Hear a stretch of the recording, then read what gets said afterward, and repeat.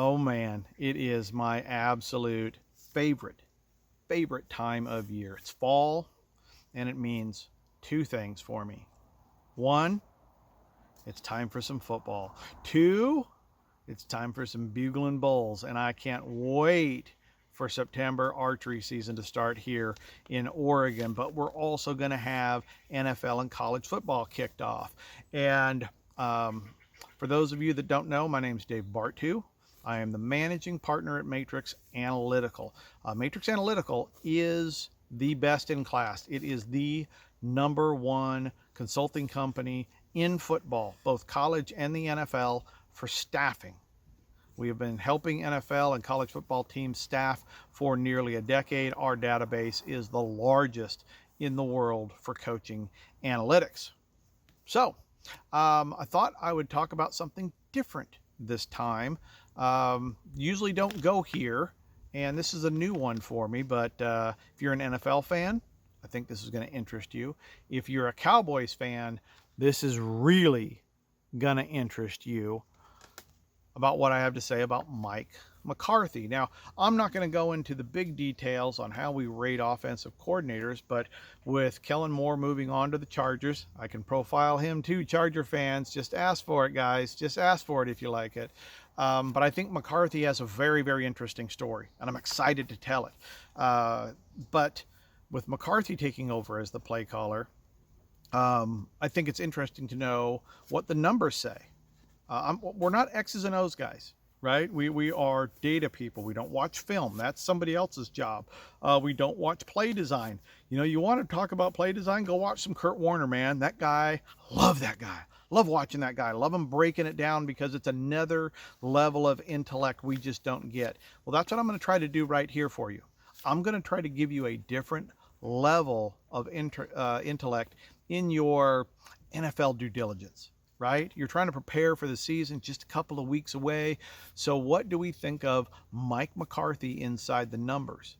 So the first thing, though, I want to let you know is when we're talking about an offense or defensive coordinator, there are two main numbers that we always gravitate to in trying to evaluate a play caller. And these are the two most important numbers, whether it's in college football or the NFL. Two most important numbers. One of them is scoring efficiency. Not points per game, not yards per game. Don't give me any shit about yards. Is it a yards board? Huh? Is it a yards board? No, it's a freaking scoreboard. I don't care about yards, especially in the NFL. Do not care about yards. How many times have you looked at a box score and go, huh, wow, that team had 435 yards and the other team had 186, and the team with 186 won 42-3. That's crazy NFL stuff right there. Margin for error is like this. So I don't care about yards ever. Okay, look about scoring efficiency. When that ball is snapped, what is the expected points out of that snap? The bigger the number, the better the play caller. Lots of critters out today. It's a little cool outside. So the bigger the number, the better the play caller. But we also need to look at sample size and progression. Progression is the other big one. Progression is when you take over a program here or a franchise here, what does the offense do? Okay, I'll give you a really good example. Brian Daboll. Okay, you look at his scoring efficiency for his career in our numbers, and I have every offensive coordinator, all 168 of them, since 2000. Okay, in the spreadsheet. Right, here's my cheat sheet. Right, but this is my Mike McCarthy cheat sheet, but I have every single one of them in there. And you look at Brian Daboll and you go, oh, look at his scoring efficiency, man. That sucks. That's shitty scoring efficiency. It's not even top half. But his average progression is 10.93% from the previous year. So when he takes over a franchise, guess what? I bet you we look back, he's taken over a lot of shitty offenses and made them better and made them better and made them better. So his scoring efficiency may not be that good, but his progression is very good. Lane Kiffin, his progression, he took over a lot of shitty offenses. His scoring efficiency is low, but his progression is pretty good. He's a really good play caller. You know, so when I see a guy that says, okay, he's been calling plays here, but his progression goes like this guy probably inherited a hell of an offense and kept making it worse. I don't want that guy. I don't think he's very good. right? So there's two different ways of looking at it: overall scoring efficiency and progression. All right. So what I'm going to do is I'm going to take a look at Mike McCarthy in those lenses. How do we see Mike McCarthy in progression and scoring efficiency? Now, the first thing I'm going to do, though, is of those 168 offensive coordinators, I am throwing out all the guys with three or less years of experience. Mike's got 18 years as a play caller since 2018. You think that's fair to compare him against Ken Dorsey, who has one and had Josh Allen in that Bills offense? I'm not saying Ken Dorsey ain't going to be good, but it's 1 year. Okay, there's a lot of guys, 1, 2, 3 year guys. That's not a big sample size. Is that fair to compare them to a Mike McCarthy who's been doing it for 18 years, an Andy Reid who has been doing it for 14 years, a Sean McVay? No, it's not fair.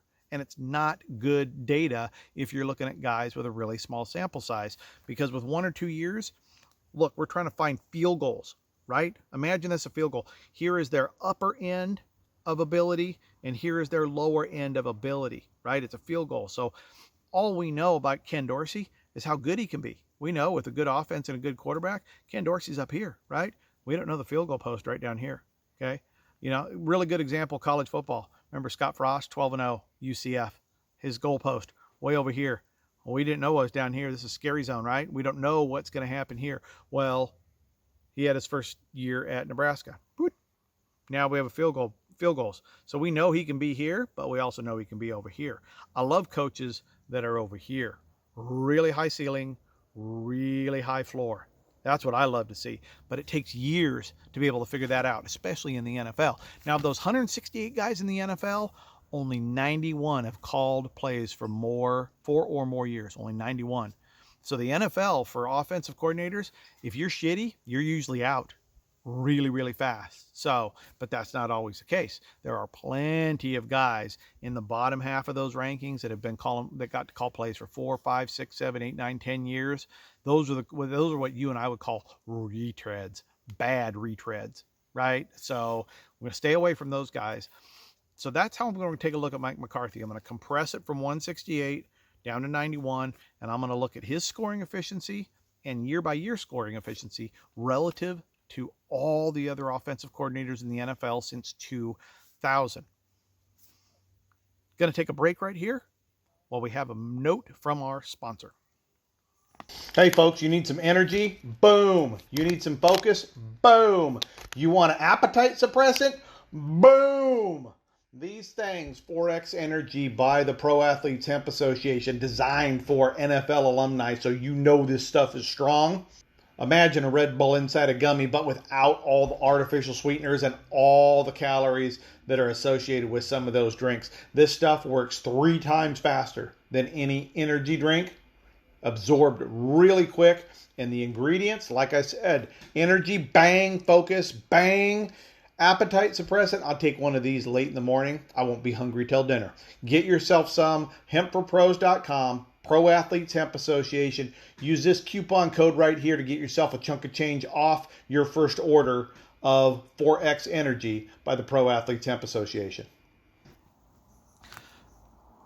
So let's talk Mike McCarthy inside the numbers. Now, Mike, I'm going to be looking down a little bit because there's just a lot here to try to memorize. Okay, but going back all the way to New Orleans. In 2001. So let's go back there.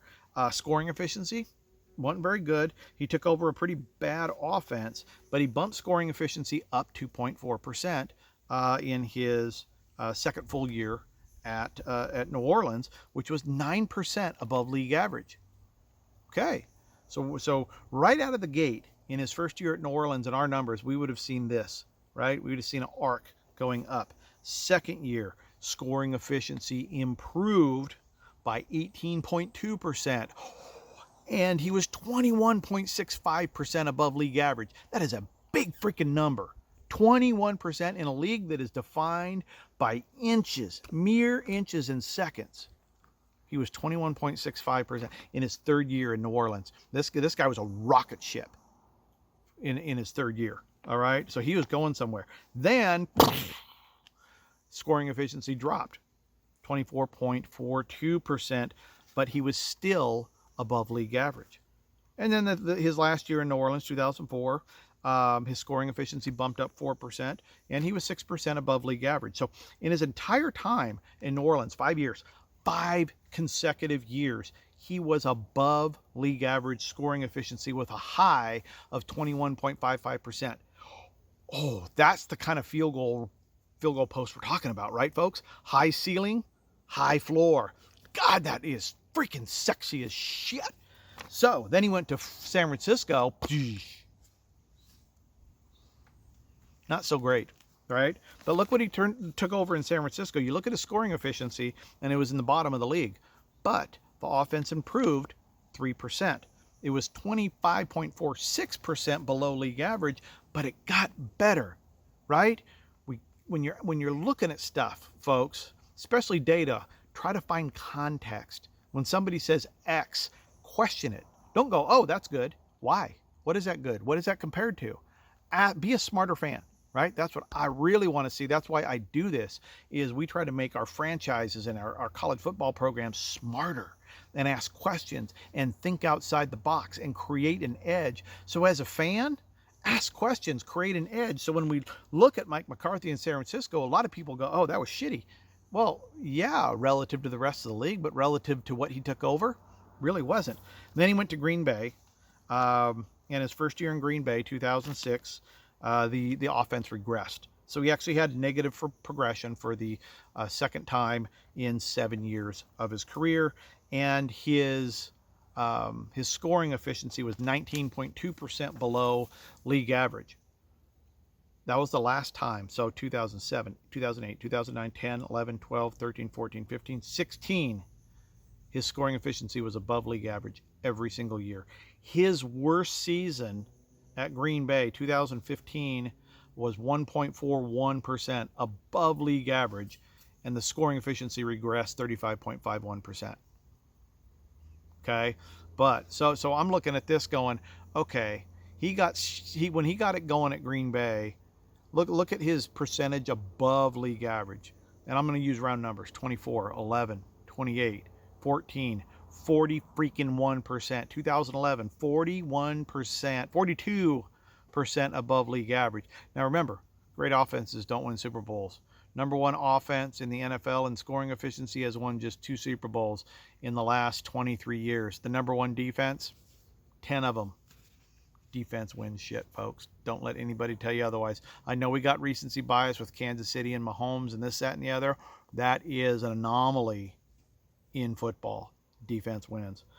So, you had a really good offense in that 2011, and then the offense regressed, was still 21% above average, 12% above average, 28% above league average, 1% above league average, 22% above league average. Then 2017, it was dead even on league average as scoring efficiency dropped 33%. Then his last year at Green Bay, scoring efficiency went up 12%, 4.4% above league average. So you can see in those last 2 years, I think everybody really became disinterested or something like that at Green Bay. So maybe everybody needed a change of venue. Maybe Mike needed one. Heck, maybe even Aaron needed one back then. But it's just seemed the numbers seemed to fall apart and not be consistent in those last 2 years. But what I will say, though, also is going back to scoring efficiency, Mike, it was negative progression. His first year at Green Bay, positive, negative, positive, negative, positive, negative, positive, negative. It was a roller coaster. He never had 2 bad years in a row. He never had 2 consecutive progressive years in a row. They were either awesome or above average. So what are you going to get this year, Dallas? I think you're going to get awesome or above average. And whatever you get this year, you're going to get the opposite next year. Now, last thing on Mike, as a whole, 91 offensive coordinators. He is 22nd in overall progression for his career. Guys with 4 or more years of calling plays in the NFL since 2000, he is 22nd in the entire league. That's solid, okay? I like good progression. But remember, Daboll's number 1. What really is important to me is scoring efficiency. That is really, really important. The guy 1 spot above Mike McCarthy, some dude named Mike Martz. The guy right below Mike McCarthy, some dude named Sean McVay. Mike McCarthy is the 11th best veteran offensive coordinator play caller in the NFL since 2000 by these numbers. Now, you can call it what you want. You can say, hey, a lot of that was Aaron Rodgers. Yeah, but he got it done, man. He knows how to win with a good quarterback, and he knows how to win and put numbers up with a not so good one. Look what he did at New Orleans. This guy has been really solid and really good for a really long time. So I think in a nutshell, I think the sky's the limit on him. We got a really high goalpost. We have elite potential here. And worst case scenario, it's still going to be above average. Hope you really enjoyed this breakdown of Mike McCarthy and his career inside our numbers at Matrix Analytical. If you're interested in more, guys, hey, Cowboy fans, you want to see what Dan Quinn looks like? You want to see what Kellen Moore looks like? You want to see what Schottenheimer looks like? I love that guy too. You want to see what Jason Garrett looks like? And anybody else out there, doesn't matter what you're a fan of, if there's a defensive or offensive coordinator with any experience in the NFL calling plays, I would be happy to break them down for you. Just let me know in the comments below. This is Dave Bartoo with Matrix Analytical. Thank you for joining me.